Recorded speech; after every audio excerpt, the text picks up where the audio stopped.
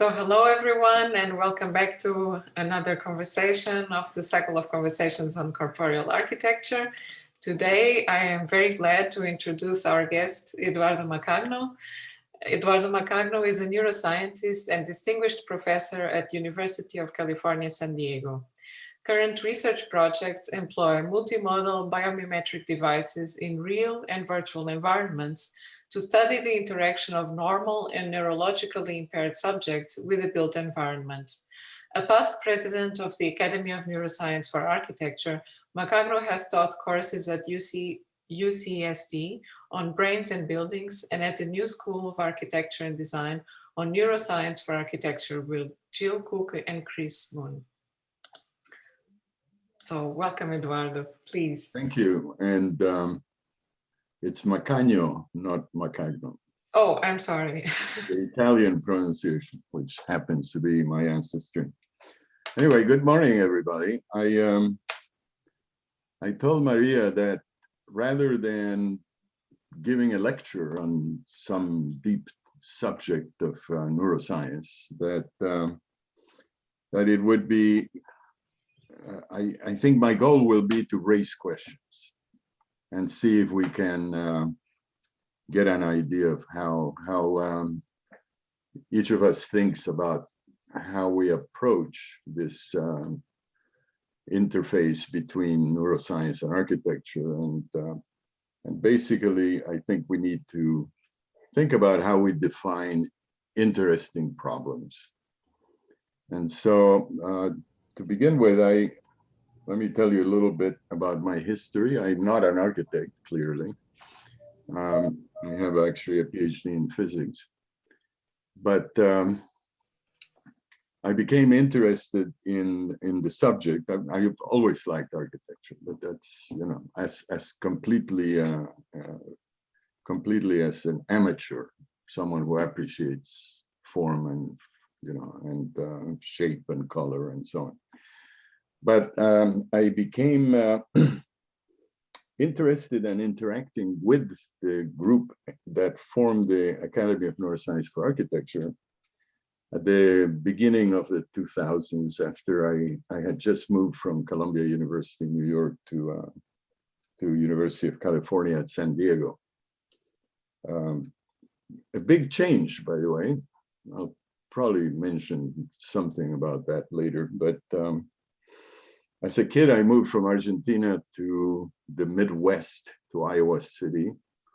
Then I went from Iowa City to New York City to do my PhD in physics. And then later, after a long career, I moved from Columbia to San Diego, to UCSD. And I have to say, the biggest change was from New York to San Diego. I mean, Argentina to the States was nothing. It was interesting, but it was not the shock of going from living in a totally urban environment, which is still my favorite, to a place that is much more bucolic and, you know, nice weather, etc. Anyway, so in I think around 2002 or 2003, I got a call from Rusty Gage, who is a well-known neuroscientist. Many of you may have heard of him. He had met John Paul Everhard, and John Paul was interested in having more conversations with neuroscientists, because he really was thinking about how to bring neuroscience into the practice of architecture. And so I met John and I invited him to spend some time as a visiting scholar in my lab. Now, you must understand that most of the neuroscience I've done has to do with very small nervous systems where we record from cells and we do really minute things like looking at circuitry and the formation of synapses and stuff like that. So it had nothing to do with cognitive science. But Rusty asked, and so I invited John Paul to spend a year in my lab. I gave him an office overlooking the Pacific and a computer. And then I seldom saw him because he was running around talking to a lot of the wonderful neuroscientists that we have here, both at UCSD and at the Salk. And it's as a result of that time that he spent meeting with and thinking about that, he wrote the two books that you probably are aware of later on in 2007 and 9, something like that.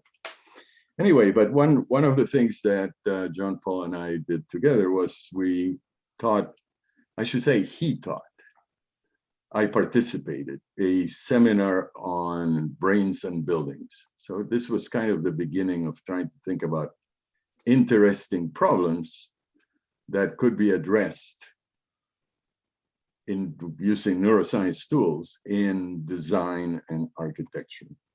And if you read his books, he has a number of proposals for the kind of experimentation that would lead to what he called going beyond intuition. He wanted to get to the point that one could call upon real data, measurements, that would allow some predictive power so that a design could be considered from the point of view of human brain. How does the human brain work? And, you know, under different circumstances and so on. Anyway, so that 2003, as you know, the Academy of Neuroscience for Architecture was founded, and from there on, I interacted with a lot of architects, particularly architects at the New School for Architecture and Design. And I started teaching courses there with Gil Cook and then with Chris Moon and so on. So I've always felt in architecture that I am sort of trying to knock on the door and see if I can get in a little, right? I'm not an architect. I'm not trained as an architect. But, you know, if you talk enough with an architect, sometimes you get some ideas. Yeah. So that's what I want to basically talk about today, not to give you a presentation on neuroscience and, you know, some incredible aspect of brain function that would explain consciousness or things like that. I want to be down more on the ground and, you know, ask the question: what is it that the interaction between neuroscientists and architects can produce? What can we, you know, where do we go with this? I mean, clearly, if you're sitting there at 6 p.m. in Stuttgart, or whatever p.m. or a.m. you are in different places, I suppose Luis is 4 hours later than we are, and I don't know what time Pablo has in Chile at this point. But, you know, you've made an effort to get together, and so there must be something that interests you about this confluence of these two fields. Let me say that I like the term neuroscience. It's become somewhat controversial because people like to rename things all the time. I still think we should use neuroscience and architecture and not try to talk about cognitive or psychology or aspects. The great thing about the Society for Neuroscience is that it's not a society for psychologists or for cognitive scientists or for cellular or molecular neuroscientists. It's for neuroscientists. And you go to the Society of Neuroscience writ large, allows you to think about, you know, the whole range of brain function, from molecules to human brains. And also it exposes you to a lot of neurological and medical issues, which I think are, as I'll try to convey later, I think are critical in putting into the soup, you know, how do we deal with things like that?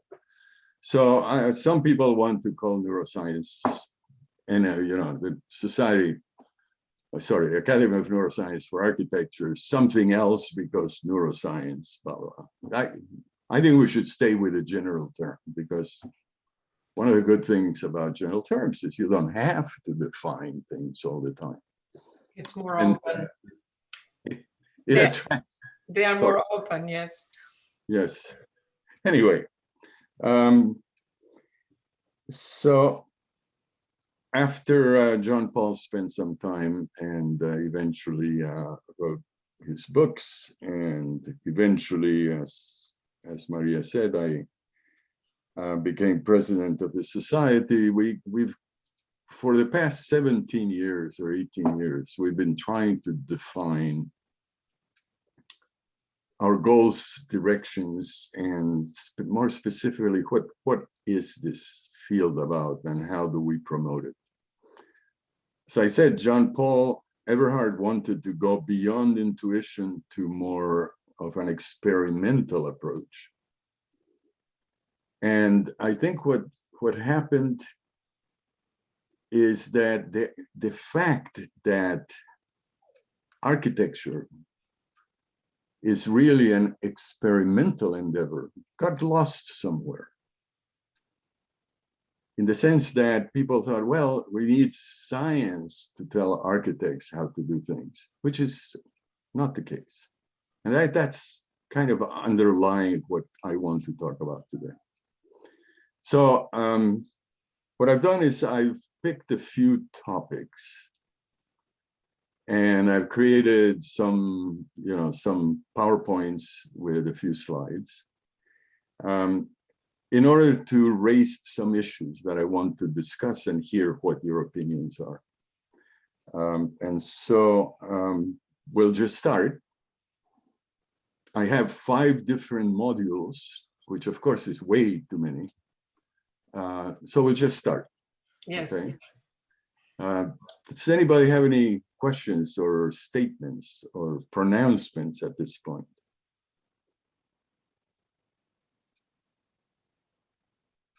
Okay. No, I think not.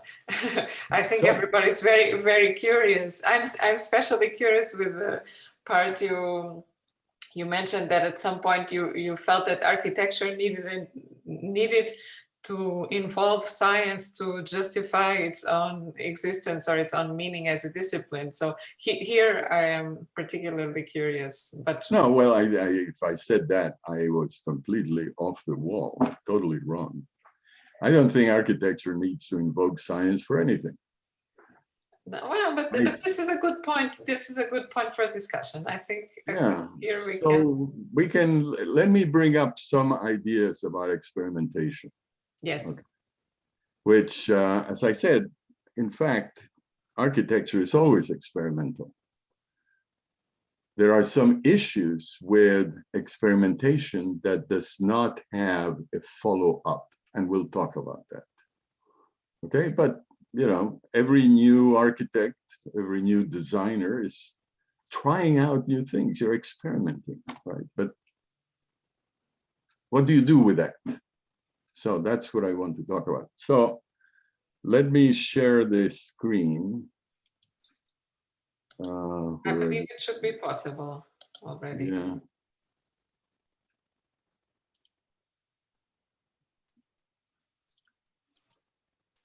Okay, are you, everyone can see my screen? Yes, yes, we can see it.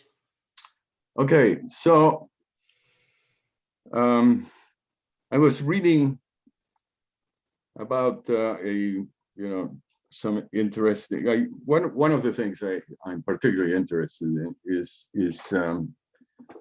how we interpret the visual world and what conclusions do we make about the information that we get through our eyes. And of course, I completely agree with Juhani. The vision should not be the primary and only way of looking at the world. We need to have, but I have begun to do some work with eye tracking in particular. So I'm interested in how we interface through the visual world.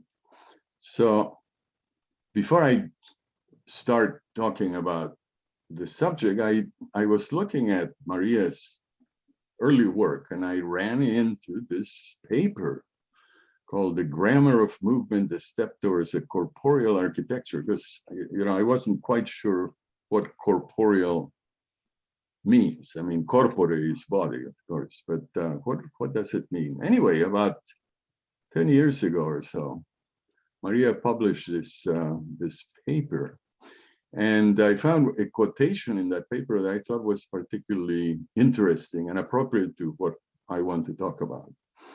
Okay, let me read it. Le Corbusier pointed out in Deuxier que ne voit pas, a tuned instrument is not enough to generate harmony. It is necessary to use standards. In other words, tuning the instruments doesn't make an orchestra. Quotes from Le Corbusier, the product of logic, of analysis, and painstaking study. They are evolved on the basis of a problem well stated. I'll come back to that. In the final analysis, however, a standard is established by experimentation.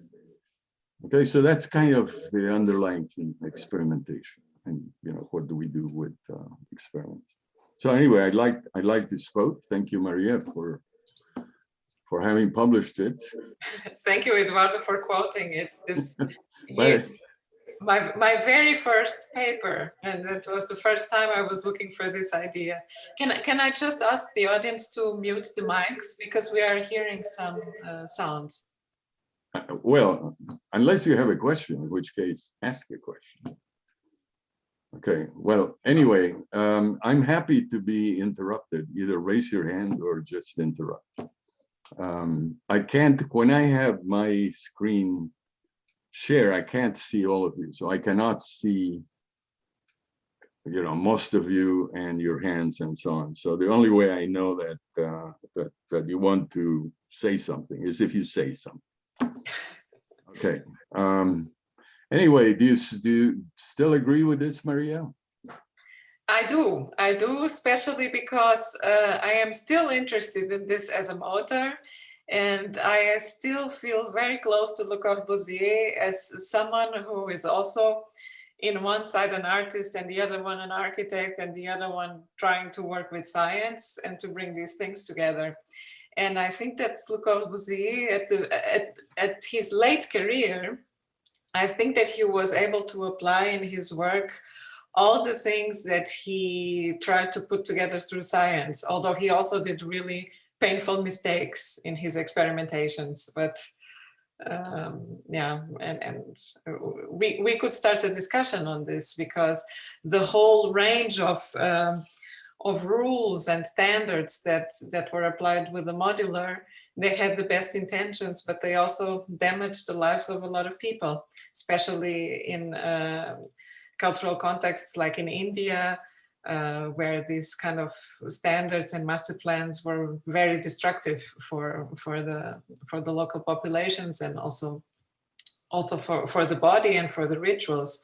But this was not just a problem of Le Corbusier, it was really a problem of the time, of trying to find this ideal standard of building a new world based on a standard which now we understand that was not so positive probably for anyone. The one ideal standard. Absolutely, and we'll be discussing that, because I think some of the basic problems that we have, and why it is, in my mind, a terrible idea to try to apply science to architecture, is that we make mistakes in science also. Lots of mistakes. To some extent, the difference is that we know we're going to make mistakes. We know that it's a lot of trials, and maybe you have to take your hypotheses and throw it out and come up with a new one. And that, if you're a good scientist, that's what you do. Not every scientist, however, is a good scientist, and some spend a lot of time trying to prove their pet theory at the cost of really experimentally or theoretically trying, a range of ideas and other directions. Anyway, I think it's useful to hear me as scientists tell you that I think we scientists tend to be enamored of our own ideas. We tend to push things beyond where we should push them and so on. But we can continue talking. Anyway, I like the quote because it kind of supported my idea that in reality, experimentation is something we all do. The question and what makes a difference is what is the data we get from experimentation and what do we do with that data? Yes. How do we respond to being told that we're wrong? We don't write another paper just to try to get out of being wrong. And how far, if I may interrupt you, in how far can we also trust the accuracy of this data? Well, that's we'll talk about that later.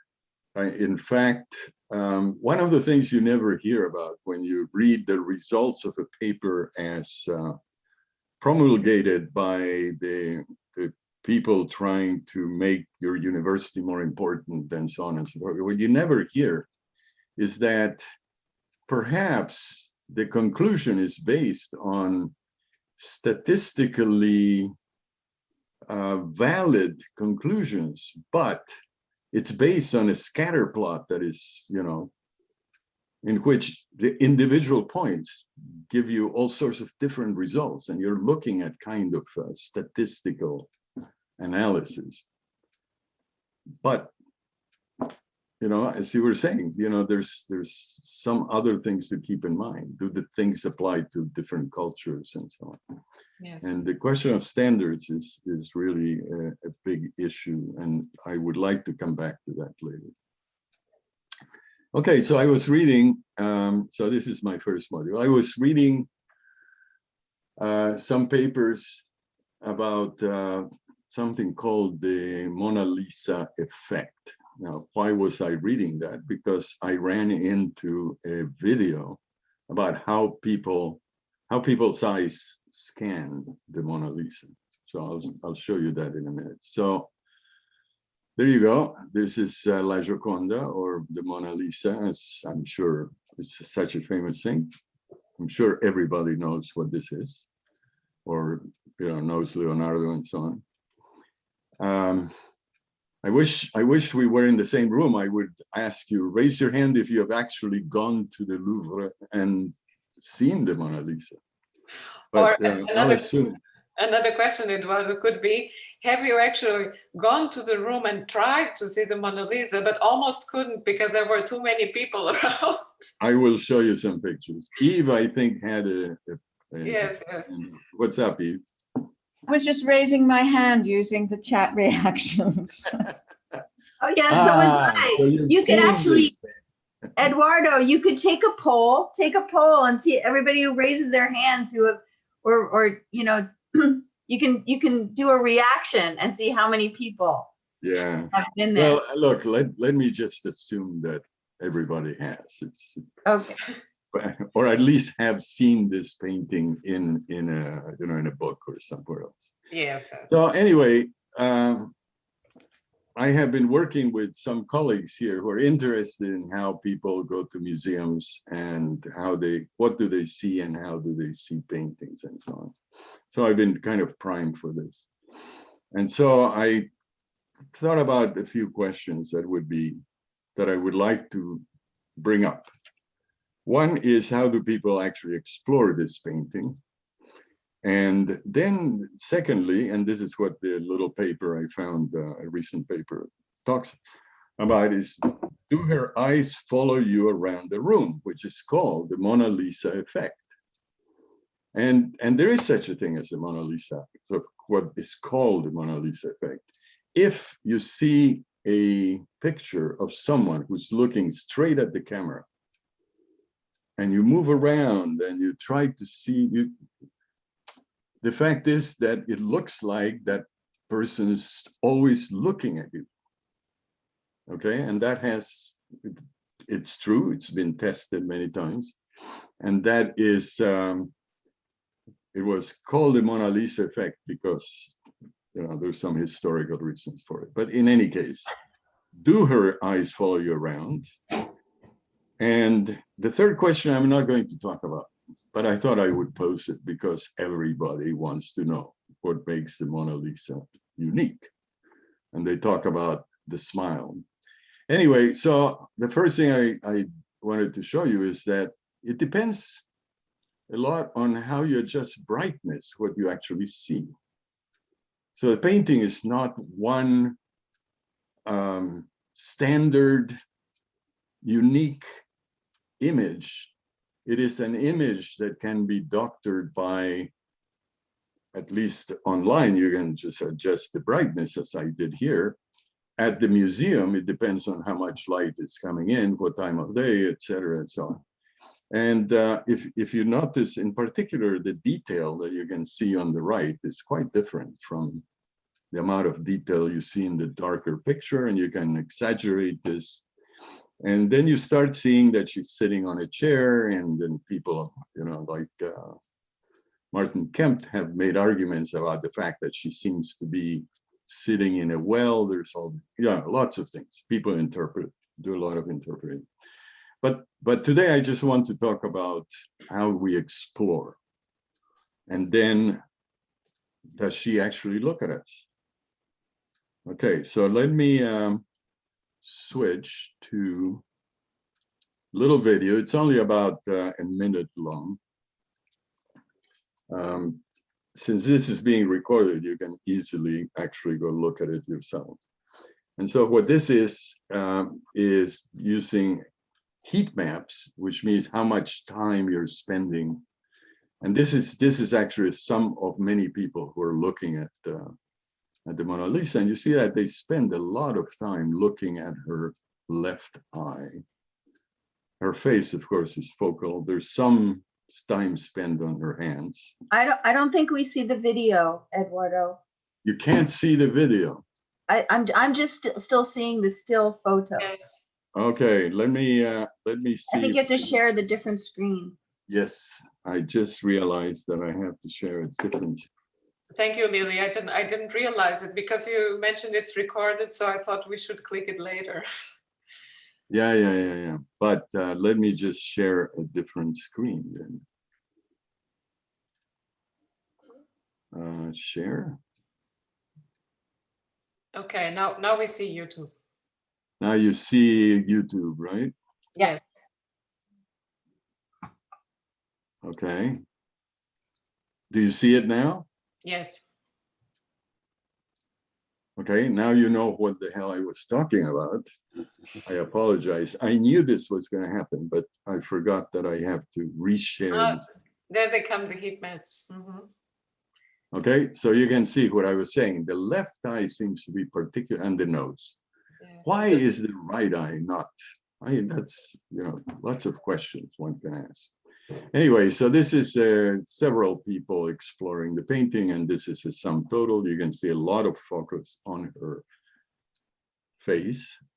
And when you're doing eye tracking, you actually, the information you get is where the eye is located, what are the paths, what are the saccades, and so on. So you can do a lot of analysis.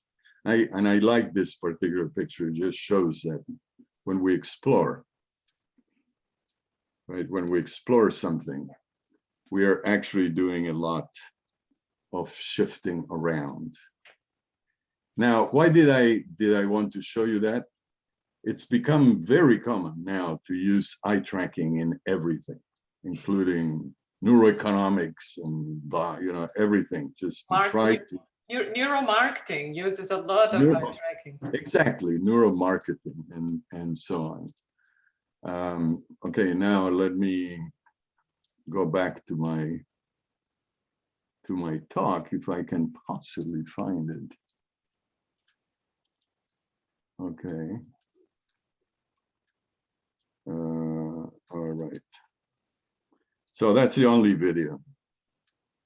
Okay, so there we go. Now that's the picture that we just were looking at, and that's the website. You can look at it. Unfortunately, there's very little information about how they did it. I looked for it, but in any case, we can talk later about eye tracking if you would like, but it's become very common. And it's become very common without people truly understanding what it tells you. But, you know, what I wanted to show you is that, you know, you can decide what parts of the painting are particularly attractive to someone who is trying to get a sense of the painting. So as Maria was saying, if you want to go and look at the painting, forget it. The last time I went to the Louvre a couple of years ago, it was like this. No way to get anywhere close to the Mona Lisa. Yes. There's the Mona Lisa back there. Turns out that COVID has had some positives, and that is that there's very few people. All of those busloads of Asian tourists are not there. And so you could actually go and look, if you have the chance, you know, go to the Louvre and you'll be able to actually see the Gioconda. Anyway, so you could look at it. But the second point I wanted to discuss has to do with this Mona Lisa illusion or Mona Lisa effect, which is, you know, what it describes is this idea that if you look at someone's face who has been photographed or painted with them looking centrally towards you, that, you know, try it, you know, you move your head, the person seems to continue to look at you. And so this little paper by a couple of scientists, a couple of years old, George Horstman and Sebastian Loth from Bielefeld, they decided that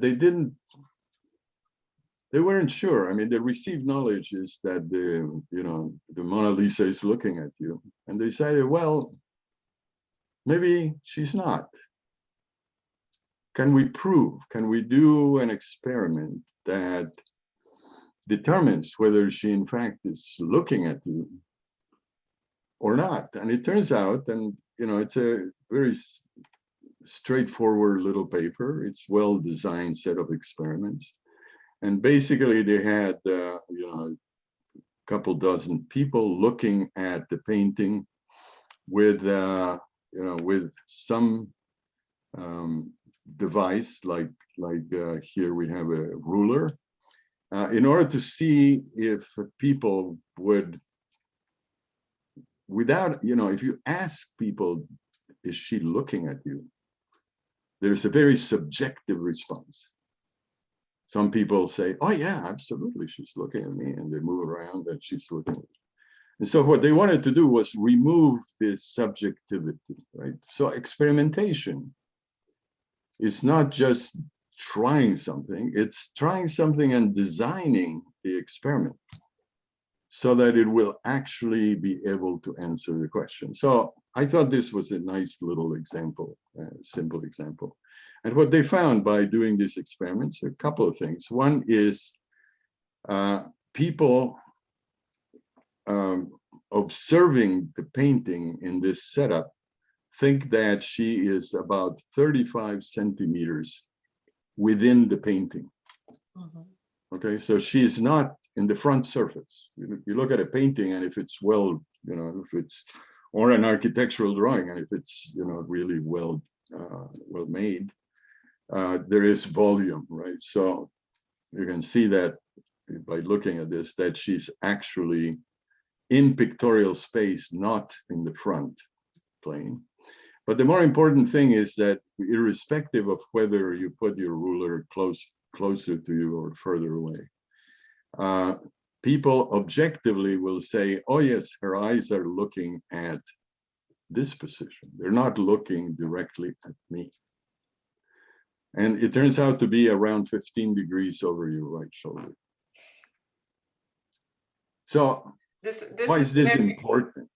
but it's a very interesting discovery, Eduardo. I didn't know about this, but I always had the feeling that she's this kind of aloof woman that seems to be looking but not really connecting, and now it makes perfect sense. She's not looking at you. You know, unlike these two guys who are really looking at you. Yes. She's not. And so, although as I said, I don't want to go into her smile, which is a big other discussion. I think that you're absolutely right. And a lot of the mystery is that we think she's looking at us, but she's not. And so there's this issue, this dichotomy when we interact with the painting. And so what does this mean? I mean, it means that the received knowledge called the Mona Lisa effect or the Mona Lisa illusion does not apply to Mona Lisa. Now, you can have the received knowledge and not question it, or you can have the received knowledge and say, hey, wait a minute. Where's the beef? Where's the data? Where is the proof that she's actually looking at us? And yeah, she's not. Anyway, this I thought was a nice, simple example of something that it's neither architecture nor neuroscience, but it's the kind of general knowledge we hear about. And, you know, we tend to accept things. And what this shows is we shouldn't. I mean, now, of course, is this important in the constellation of problems, sustainability, global warming, blah, blah, you know, all of these things? No, it's a tiny little problem, or it's a tiny little question. But it's the sum of tiny little questions that I think advances the way we interface with and understand how we interface with the world. Eduardo, and maybe it makes us question in how far do we really need to feel very sure and secure about things, because maybe we can just accept that they are very precarious always, that we can't take nothing for completely sure, completely granted, completely fixed.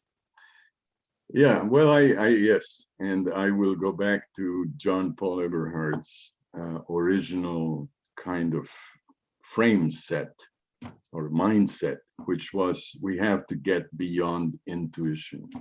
Mm-hmm. We have to get beyond receiving knowledge and accepting it. We have to test it. Okay, so I'm going to move to a second subject that I wanted to bring up. And at this question, I'd like to see if anybody has things to contribute. What do you think about this? Does it mean anything to you? Particularly the students. You're trying to form, you know, the way you look at the world as architects who may be using new tools and so on.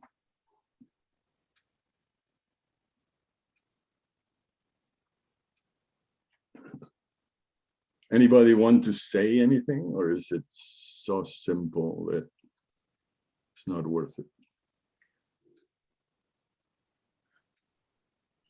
Eduardo, I just wanted to throw in for a moment that I certainly agree. You can't take what is apparently true to be fact. At the same time, I think intuitions often are proved out over time to have some substance. They're not always proved out to have substance. Sometimes they're proven out to be myths, but there is something there. And I think it's common to the scientific community as well as to the art community and the architecture community that we have these intuitions, and they help us form hypotheses. They help us figure out what it is we want to know more about. And sometimes it's to disprove, and sometimes it's to investigate and dig and drill down farther. I agree. However, we create an intuition through our experiences and our training and what we learn in, you know, I in the physics department at Columbia, and Maria in some, architecture school. And what you get and what forms your intuition will form your intuition, and you will have a selective way of looking at the world. Okay.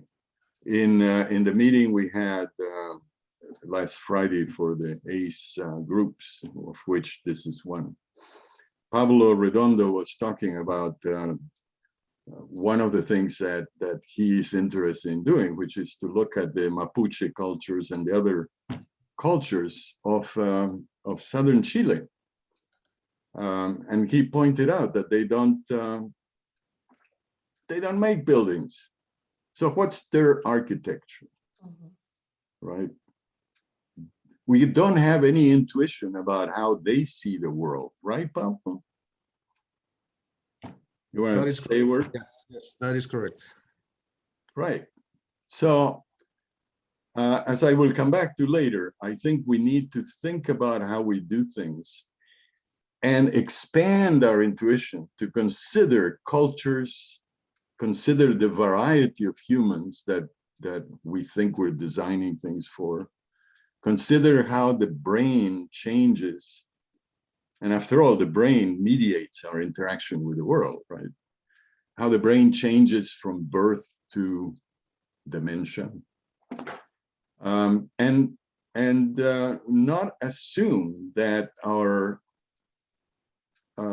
designs for some kind of stereotypic human are going to produce what we want. Okay, so I was hoping the students would jump in here and say, well, you're totally wrong. I think Anybody wants to say I'm totally wrong? No, I think that maybe I can make a bridge here and maybe they jump in. I just think maybe they needed some time to process that. I think for a young person, it can be difficult to accept that, because when you're young, you're also trying to find your place in the world and kind of define your set of values and position yourself. And now this is a kind of interesting way to see that everything is in some ways relative and nothing is necessarily exactly what it seems. And this kind of opens up the field of possibilities, but it can also be, maybe it's also a little bit shocking to come to that realization. So I would be curious in hearing your position. I think the new generation is very, very used to, and I say this a little bit provocative for our students. I think the new generation is so used to having information that comes from social media and from all these different sources, which give each one of us very tailored, specific worldviews, which the algorithms feed us based on the predictions they make, based on what they already know about us. And so instead of expanding, what we have is a smaller and smaller worldview that comes only to each person. And I think that this is something that maybe is clashing now with this very interesting proposal or paradigm that Eduardo just showed us. So I would really like to hear from your side. From my side? No, the students. No, from the students, yeah. So am I. I really would like you to challenge me, because I'm going to say things that are a bit challenging and some of my generation will hate me for it, but anyway. That sounds great. I think Kevin and Mario are ready to start. I think you already answered it, but I was wondering, do you know which people were looking at the Mona Lisa during the heat maps? Was it also only artists, or was it maybe painters? They look at specific points on the picture, or was it a mix? Well, I tried to look up the authors, and they don't exist anymore, and I couldn't get details. But so I'm just guessing. But since the cheapest way to do experiments is to get a few students together somewhere who will do everything for nothing, right? We depend a lot on the students. it's probably a group of students that were asked to look at, and put on these are Tobii glasses. They at least said what company. So you put on the glasses and then it measures gaze and location and so on. But I'm honestly, I don't know. I would suspect that if it were art historians, it would be totally biased towards some things and other knowledge. Okay, so people looked at the hands, but they didn't look in particular at the fact that she's sitting on a chair because they couldn't see it. That's why I showed you a brighter picture, so you could see that there are details there. But if I asked someone like an expert like Martin Kemp to look at he would of course pick the things that he thinks are important as opposed to explore it. Yeah, I was asking because I've read or I've seen studies with architects and non-architects with the visual tracking, with the eye tracking, and there you could clearly see the non-architects were only looking on a street level, and the architects were more interested up there or some detail on the wall or on the facade or looking at the building alignments. And that's why I was wondering how you can say you can plan after some kind of study. Do you know what I mean? Well, you have to plan the study in terms of what questions you want to answer and whether you want a virgin audience or an expert audience. And eye tracking is being used for a lot of things to try to sell you things, and so they try to find people who are more neutral than experts. However, the point there was just to give you an idea of what there's a technique that allows you to look at paintings through the eye gaze of a bunch of subjects. And so what questions would you ask? Right? One of the questions you might ask is what is salient in a picture? And if the picture is of, let's say, a place, the Piazza Navona in Rome, it's a picture of the Piazza Navona. And what are the salient things there? Well, if you've been there, you know that it's the fountains, and you would expect people looking that they would see particularly the beautiful fountains. On the other hand, you might ask the question, is this the first time they see it? The second time? Do they live there? We know that something that we experience daily, gradually, we stop seeing. It may be terribly salient for a visitor, but not particularly to you who live there. So if you want to make something salient, you better know who your audience is. And in order to make something salient, maybe it can't be something that is fixed in space. Okay, so you're an architect, you're designing something, and you want people to go through your plaza and notice something. But not one time, you want them to notice what beautiful thing you designed. How do you do that? Okay, one simple way to do it is to change things, because we're very good at comparing an image with another image and seeing some difference. So doesn't mean that if I live in Rome, I want to move the fountains in the Piazza Navona. But I was really going to say that for example, fountains could be a good example of something that works in this way, because the water is always moving, and very often the sculptural elements around the fountains, when they are of a high art, they seem to move because of the movement of the water. So it's never really the same. And that might explain why people always want to gather also. Yes. The other thing you could have pointed out, Maria, is that fountains add another channel, which is sound. Also, yeah. Right. So in reality, if you want things to affect you, you want to put water that moves and sound. And then that will be much salient for much longer than if there's no movement or sound. Anybody else?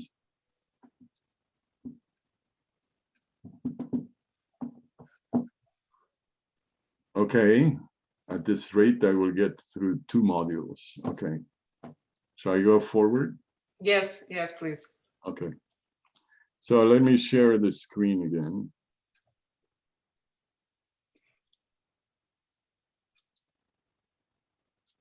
Whoops, that's not the screen, sorry. Share screen, share screen. It's that one. Okay, so I'm going to show you a series of pictures for a brief moment, and then I'm going to ask you to tell me which one was more impactful.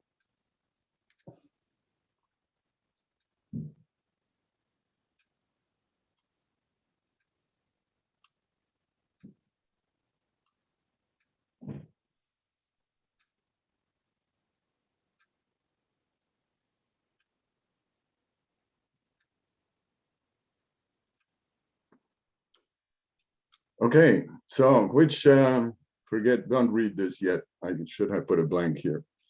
But do you, again, it's a little hard to ask questions using Zoom with a small screen. Well, maybe I should just. Eduardo, maybe if you stop sharing your screen and we can see the gallery again, yes. Right. Okay, so so I show you a bunch of pictures, and the question I'm going to be talking about has to do with the preponderance of conviction that nature is really good for you. So I thought, well, here I show you a bunch of pictures, and I'd like to know which one do you remember the best? Anybody want to describe the picture? Yeah, I can go first. For me, it was I think it was like the tiny houses. You had the circles in the front of the facade. Mm-hmm. And probably because I just worked with the ideas of tiny houses, so probably that was a big thing. And then actually the second one was the also a tiny house, but the one on the stone. Mm-hmm. So that was pretty, and also the first one, of course. I think yeah, the river. The water running. Yeah. You could probably almost hear the water running. Yeah, I could. Yeah. So again, it's a matter of experience. What you bring to the, to the visual task is a lot of what your experiences are, right? And so because you're thinking about tiny houses and constrained places, that's what you would notice. Anybody else?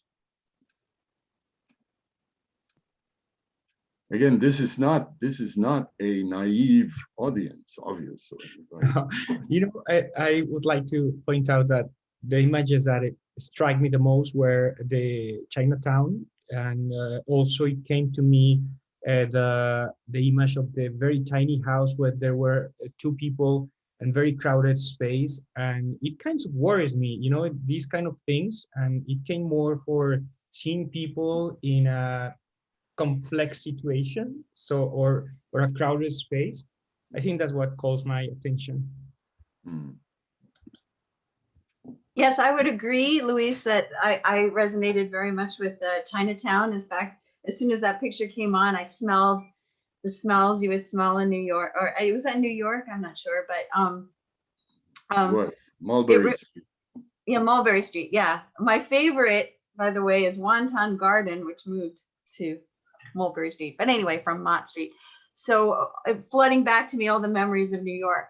And then, you know, of course, I can remember actually all the photos because I tied them to my experience. Like there was that photo of a house that was sitting kind of on a boulder. And I recalled,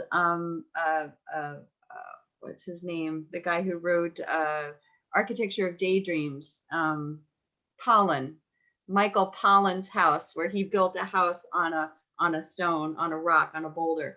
So, and then when you finished with all of the pictures, I thought to myself, I was reminded by a man named Roger Schenck, who wrote a book called Tell Me a Story, and talks about that all knowledge is us trying to connect something, new knowledge, with a story.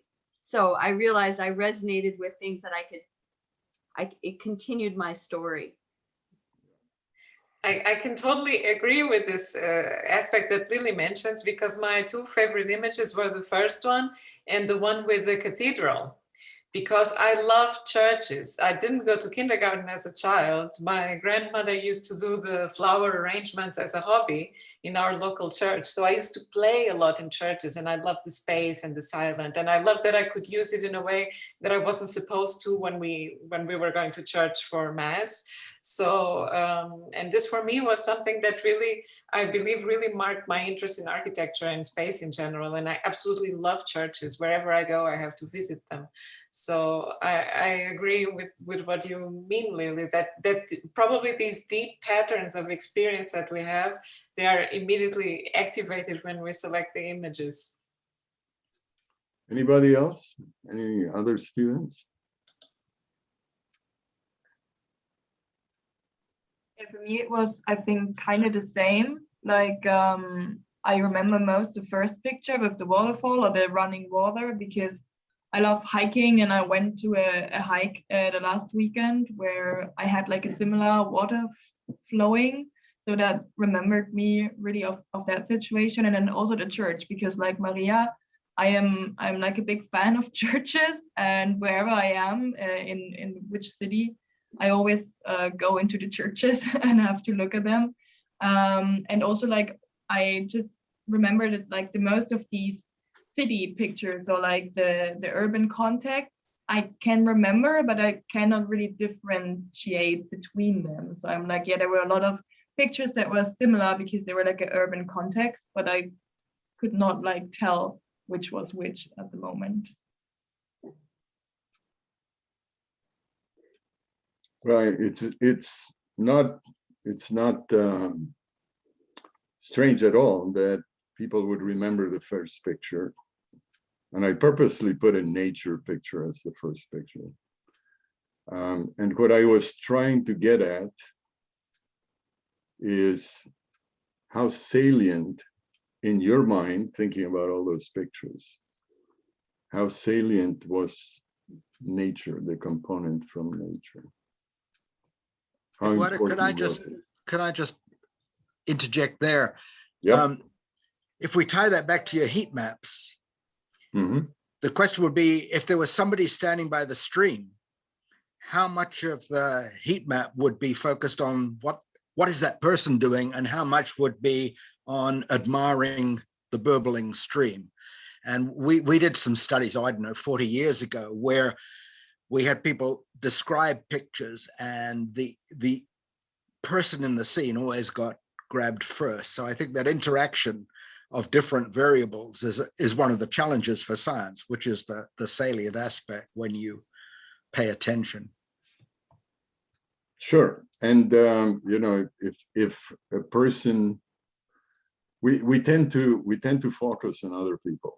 That's true, and it's been reported many times at the expense of other things. And it would be interesting to actually see how people explore.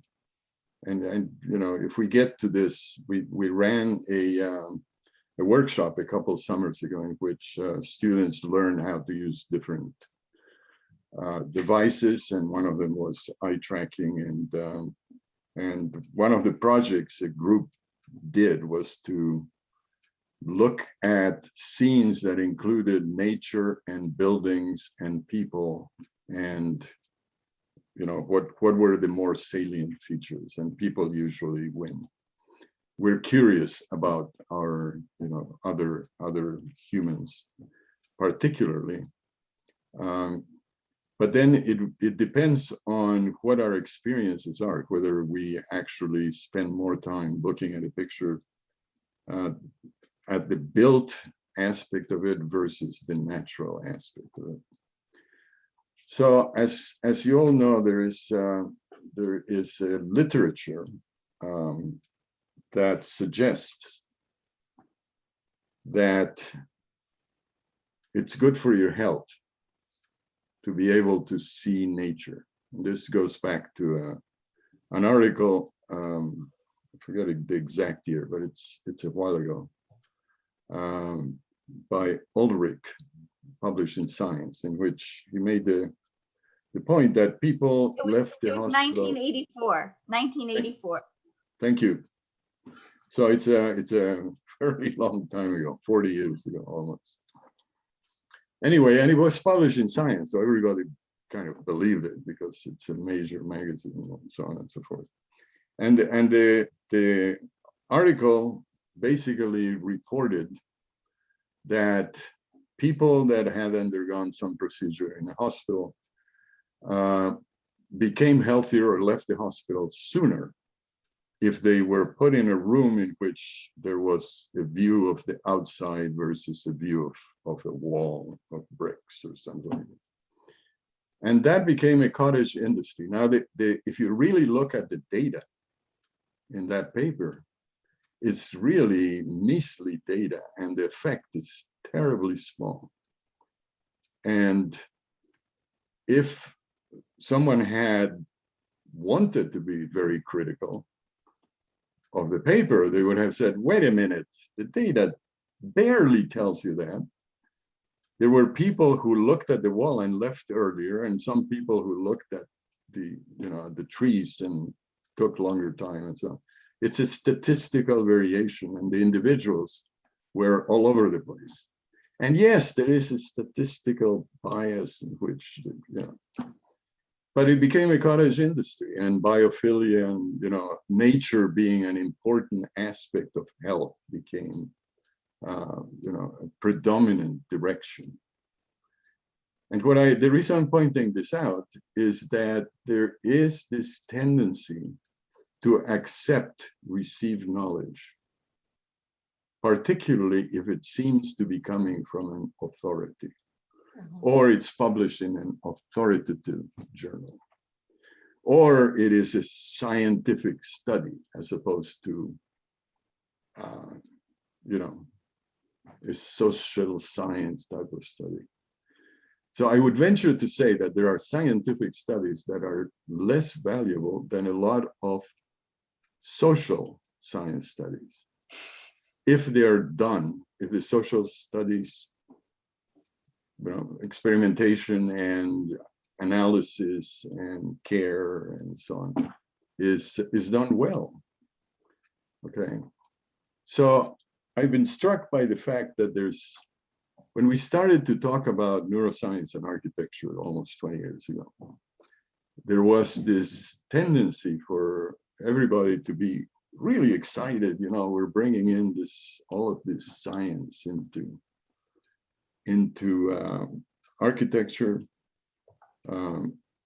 and because we're all interested in the brain and how it works and what's consciousness and how do we develop certain ideas and so on. It seemed like a conjunction of two wonderful things.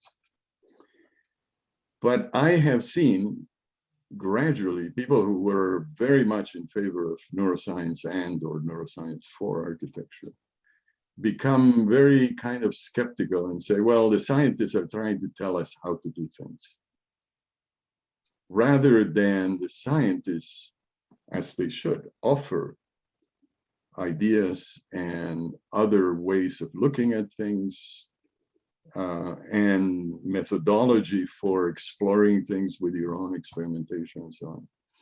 There's a tendency by some and I wouldn't mention any names, but there's some big names to say, you know, we've gone too far with this reductionism in science. You know, our creative spirit is being restricted. And I think that it is important for us to understand that the interaction between neuroscientists and architects is really,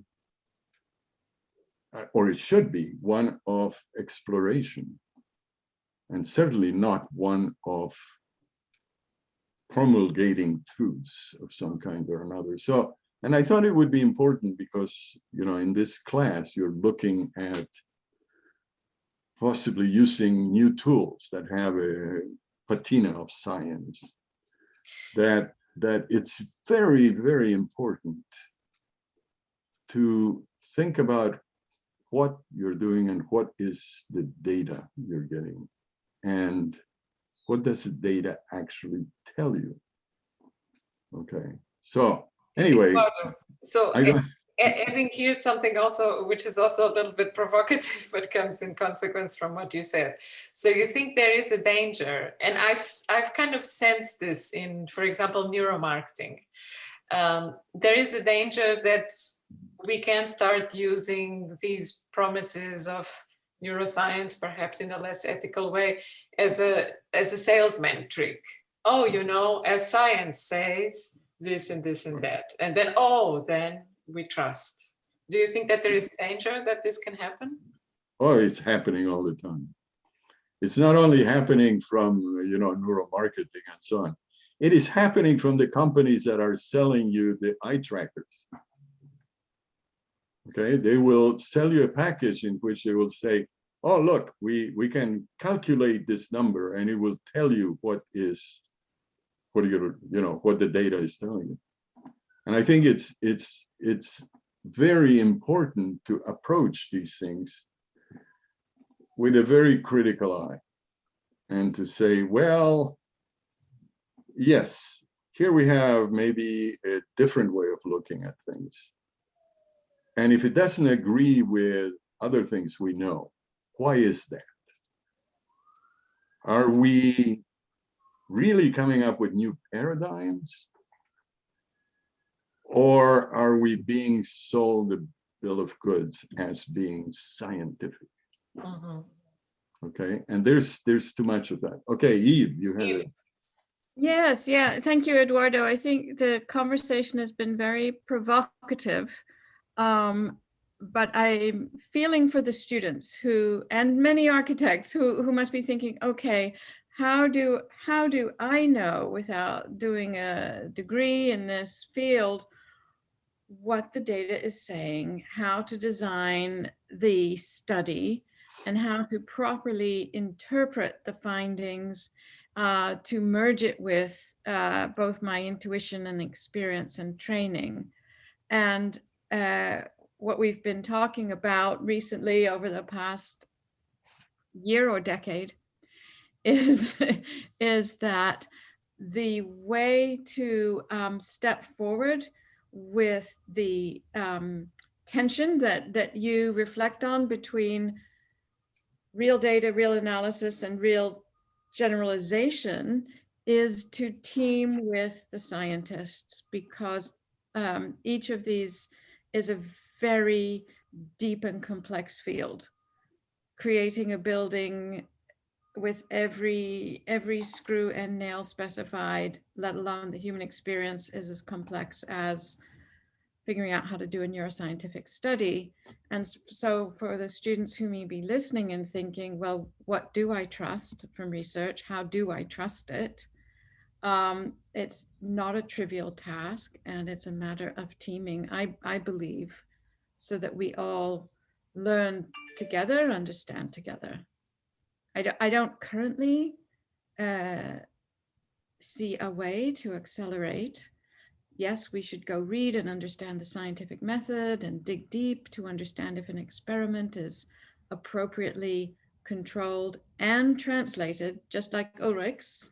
If you read that paper and you read at the end, the critique of the paper that Ulrich wrote himself, that thinking is where we move from standardization to concepts that we can utilize with greater care.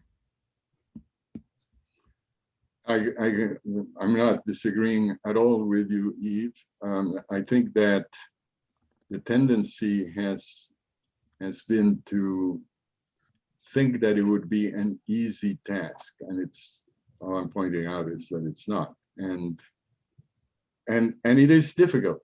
I believe that when Jebara gave his talk, Maria said something about that it was difficult to follow all of his, data and science and so on. Well, many years ago when Eve and I were collaborating, one of the people that was part of our team was Klaus Grahmann. Okay, so Klaus has generated a very great, wonderful project in Berlin, in which he collaborates with scientists, engineers, and with architects, and the goal is to try to do something that provides understandable and believable data. Now, the actual analysis and all the mathematics and so on is a pain in the butt. I don't like it either, but it's essential. So I guess what I was trying to get to with the students is you have to read this literature with a skeptical eye, not because it's wrong, but because it may be selecting data, or it may be, not providing you with a believable set of information that can be useful.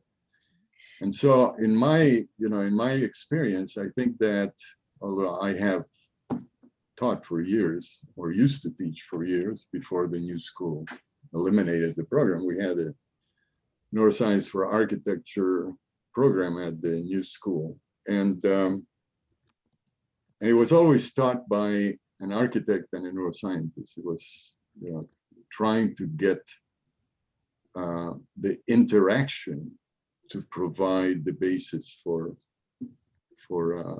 understanding and for defining what the questions are and whether the data is supportive or questionable. Yeah, Eve. And when we worked with Klaus Grahmann, this came to fruition because we were inside a virtual reality cave. We had developed a 256 electrode EEG that was portable, so people could move through a virtual environment, and we were testing spatial cognition and wayfinding. And we had a carefully controlled study that fell within repeated trials and parameters, not only for studying brainwaves in a very complex way, but in seeing the statistical variation in a person's response. And it was the inclusion of observing behavior. So we included the anthropological, ethnographic user experience that helped us to see where the experiment was going, and which results were meaningful, and which results were telling us that we had to look at something else. And it transformed the entire study and resulted in creating this real-time modeling system and a different understanding of what people were using as clues, as virtual architectural clues to finding their way. And so the merging of disciplines was what helped us to make a study that was more meaningful. So including all of the big pictures, and as one of the students asked, who was observing the Mona Lisa? Were they artists? Were they architects? Were they lay public? All of these things come together and make a difference in how we interpret. And this is why I feel less concerned if we approach it with this perspective that we seek these standards that are prescriptive. We're recognizing the complexity of humans. And I think one of the reasons that we have this tension between, are you creating standards for us that are limiting our creativity? One of the tensions is we are always asked for a simple tool. Could you just give us a tool so that we can check the boxes and make sure our architecture is right? So at one hand, the architects are asking for a tool, and the other hand, a narrow tool of checks boxes pushes us towards standards and restrictions that I think most scientists don't agree with. So it is creative on the scientific side and the architectural side.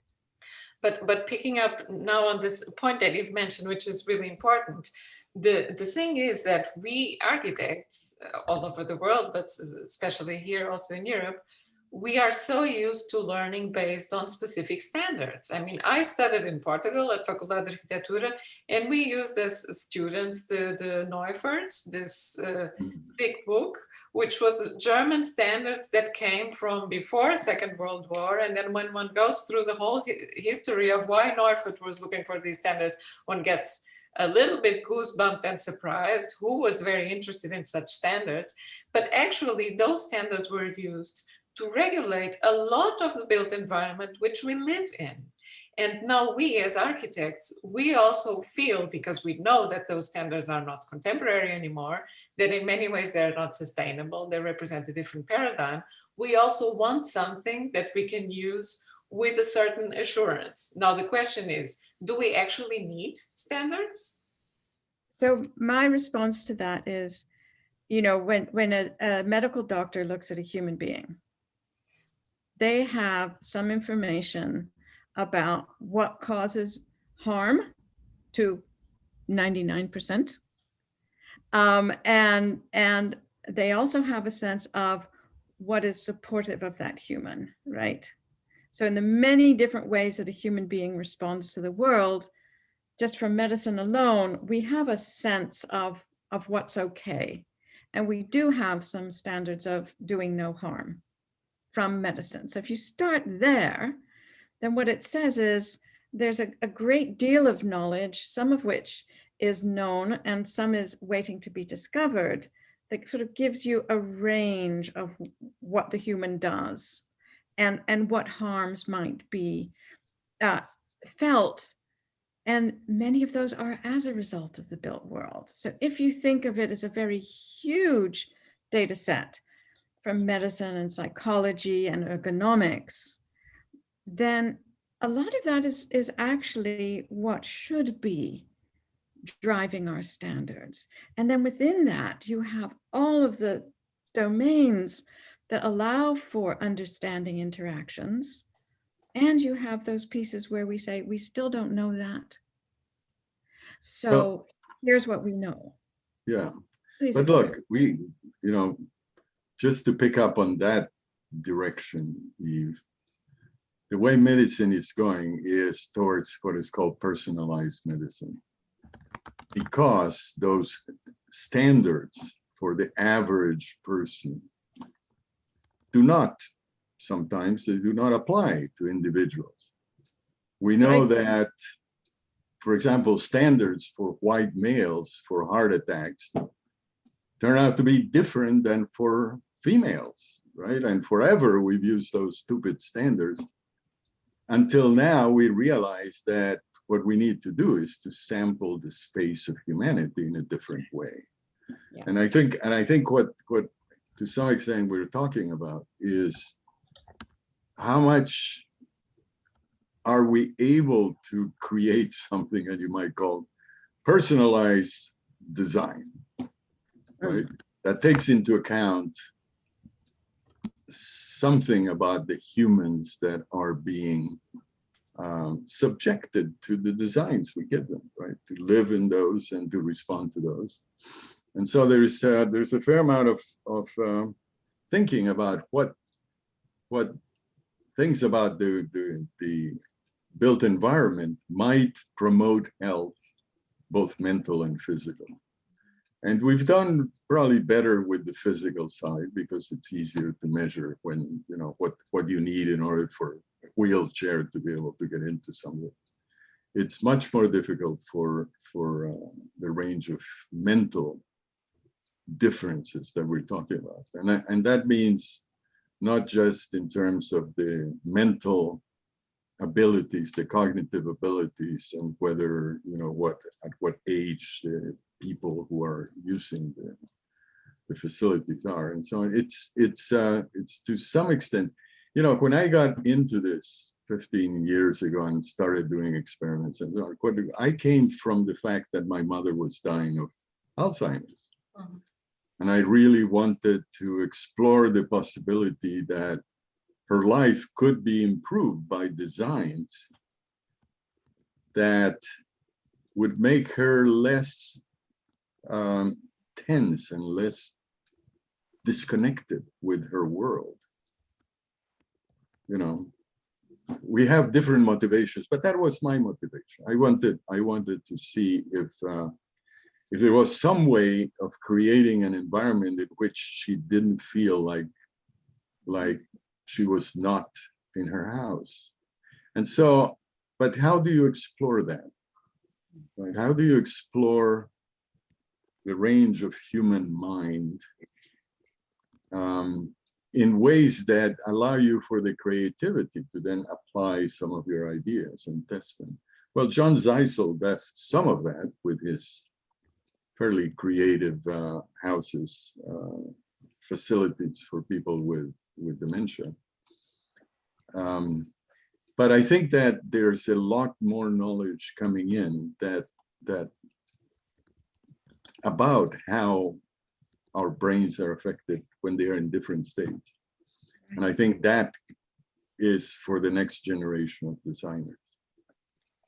And that range that you describe is, I think, where we need to look, rather than saying, there is a level of, there is a precise experience that is more likely to make the heart race or make the heart relax or make the mind remember.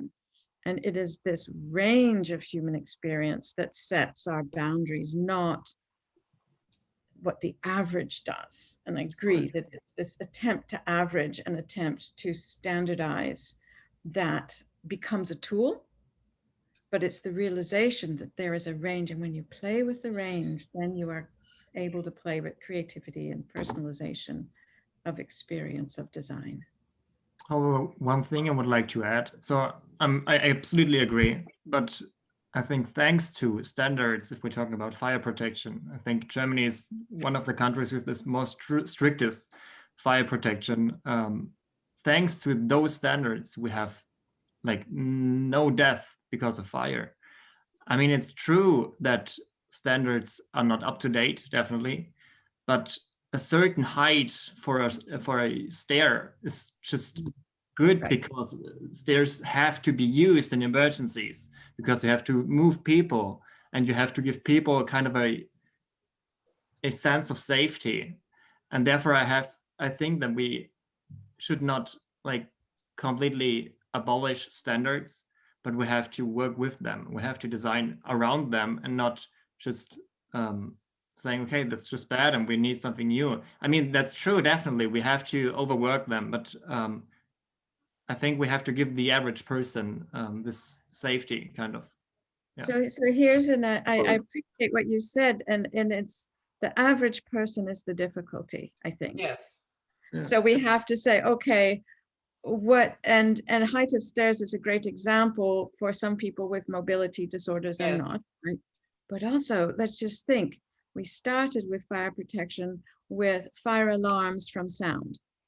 We now know, because of our occupational noise and our recreational noise, that 20-year-old men have hearing loss onset at the same rate as 60-year-old men. Mm-hmm. So now we have much more noise-induced hearing loss than we ever had before. So let's take that data and say, right, we can't just use sound, or we have to use a louder sound. Let's use vision. Let's use light flashing, which we now have. So we're recognizing the whole impact of the sensorium that informs and protects behavior. I don't think any would suggest that health and safety and are not to be included in standards. I think we would all agree there. And the question is, what else have we learned that lets it be more amenable to how humans respond?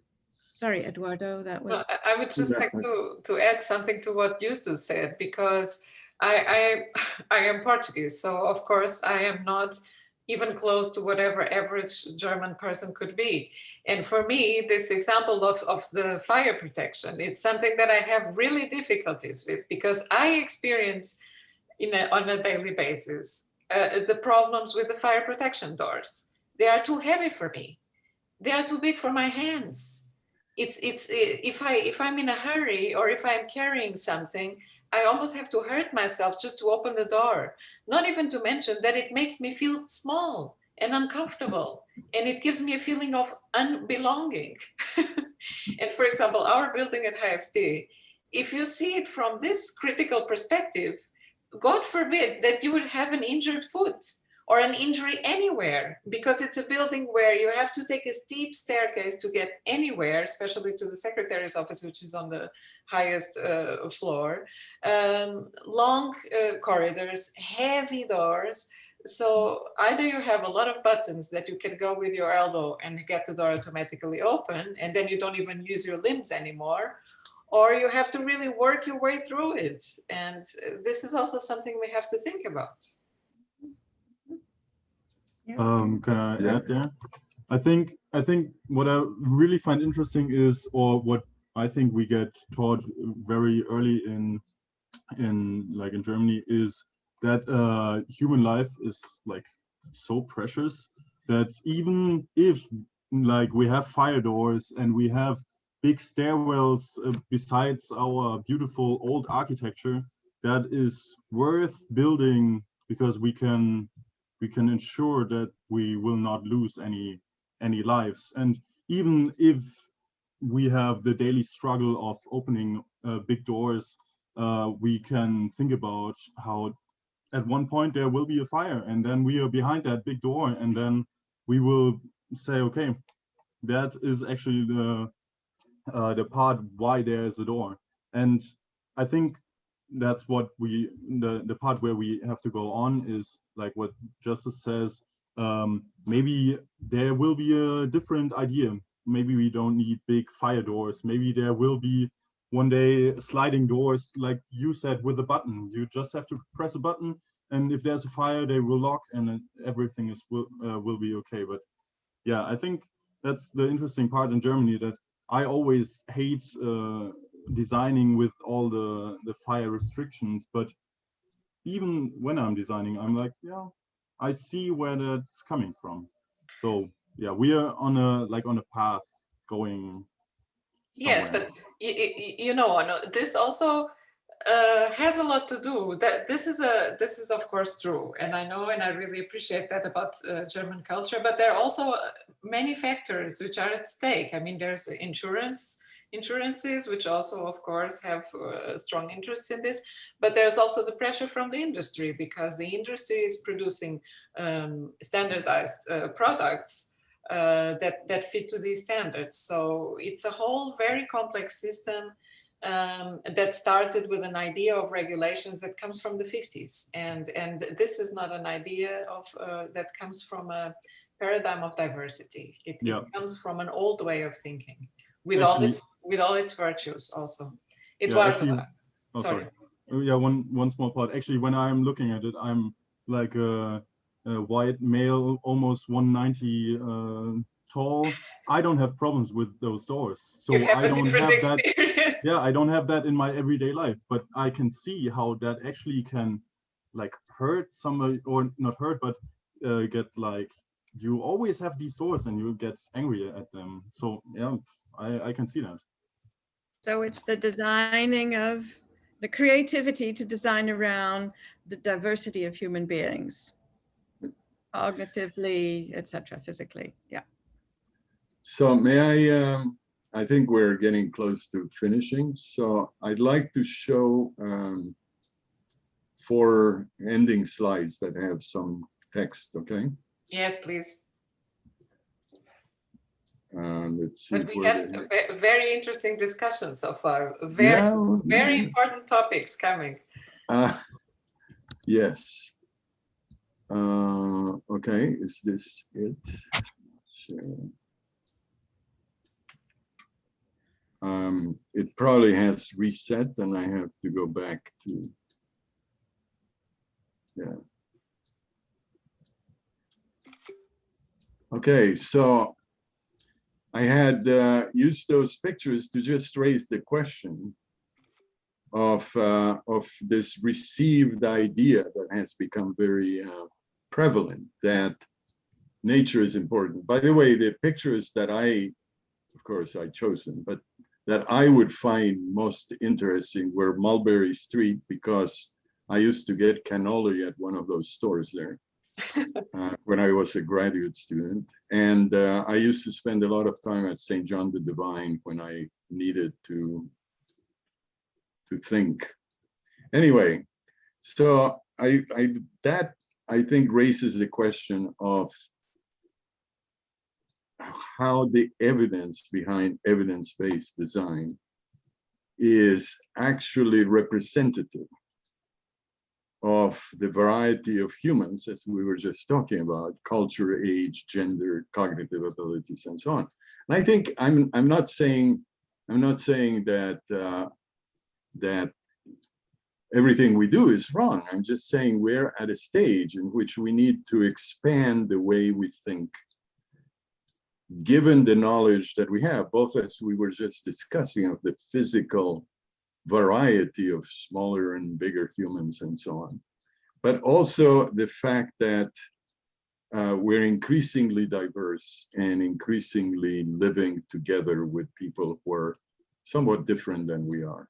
And so we need to say, okay, well, what is the evidence that we should do it in this way, as opposed to maybe expanding in some other directions.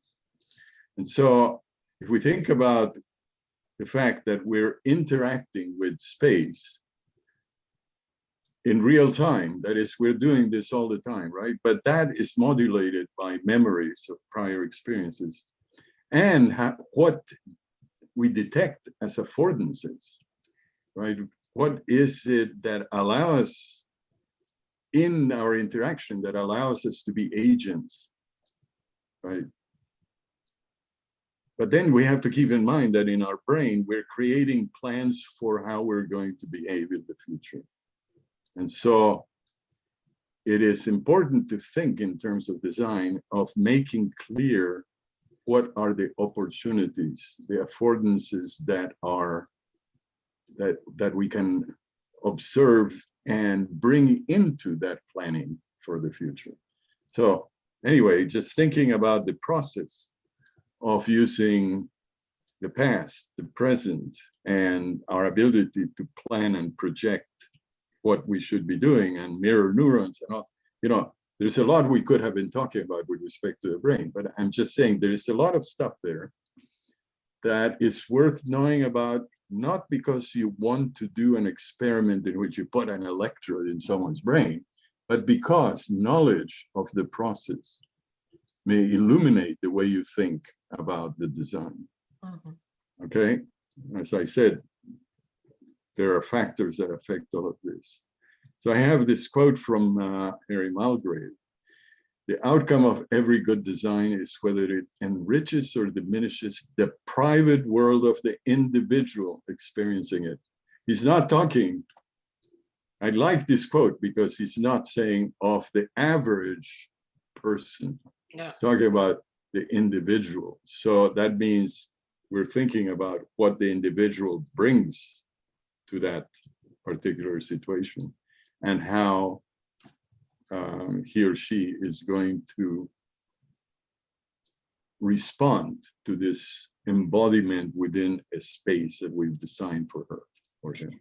Eduardo, may I also add that I also find especially interesting in this quote the word private. Yes.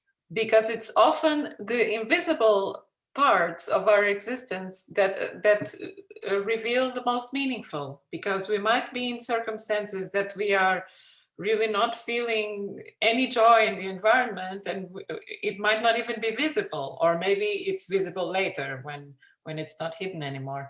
And the same applies also to the experiences of the world that give us joy or meaning. And this is private. Mm-hmm. Yeah.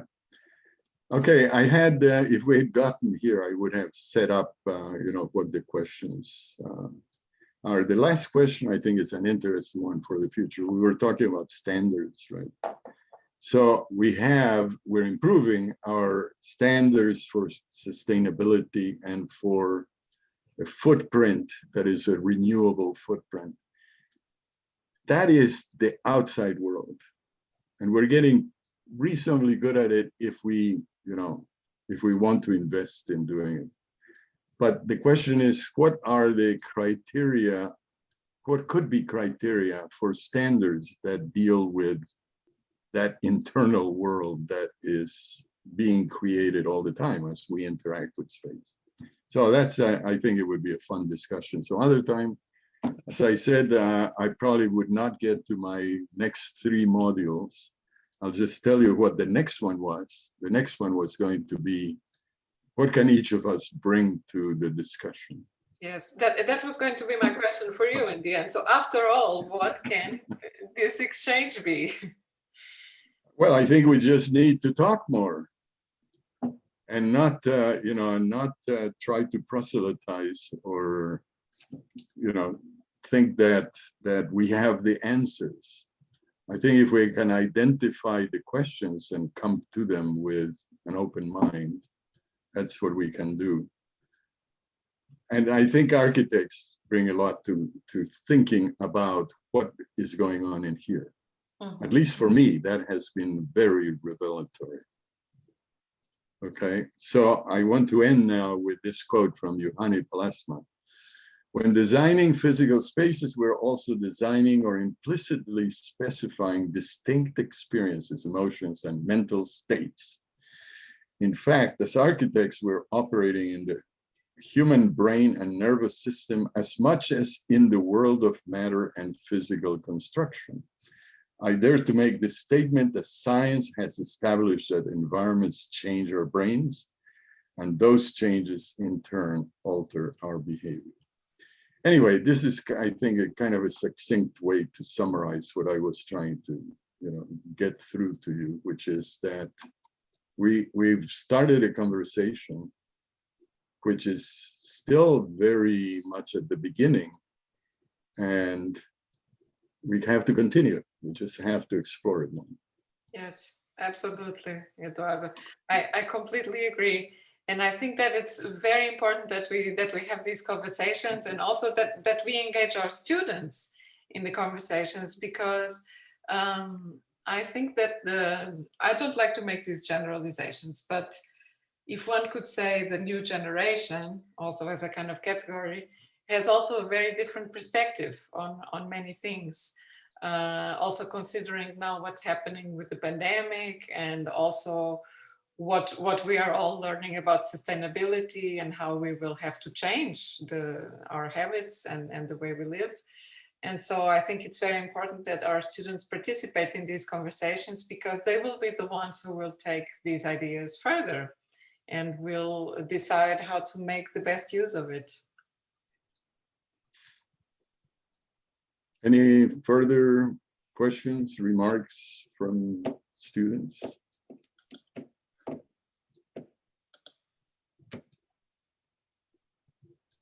Well, I don't have a question, but I wanted to thank you for the talk today. And for me, today was a really special talk, because I first kind of had the feeling that I understood everything. So it was really easy, I think, for us to understand that architecture students or urban planning students or interior design students, sometimes the other talks or conversations were like really high on level, like really neuroscientific. And today was super interesting. And I also really like that you asked us a lot of questions and really like wanted to discuss. So I thank you for that, because for me, this was a really really good talk, and I could follow like all your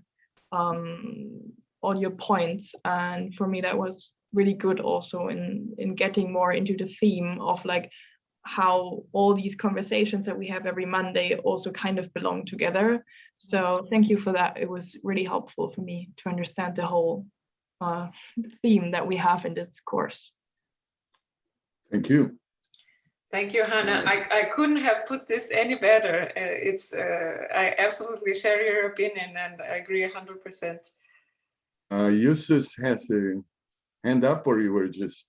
I was just clapping. We can Okay, clap. well, we have sound, so we can clap. Thank you very much, Eduardo. you're welcome. You're welcome. Thank you. We don't have to be And, strict to the Zoom protocol. yes.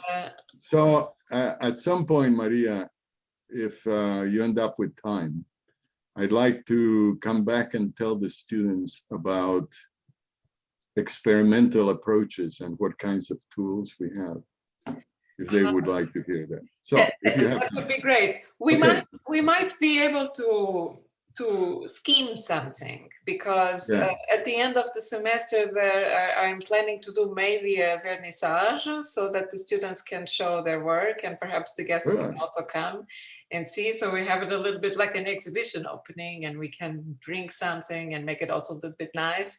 And maybe we can bring this up also as an extra if you would like to. Okay, well, it was a lot of fun. And so long. Thank you very much, Eduardo. Yeah. Come visit when you can. Come visit. Yes, we would love to go to La Jolla. All right. Bye bye. Thank you very much. Bye bye. Bye, everyone. Thank you. Thank you.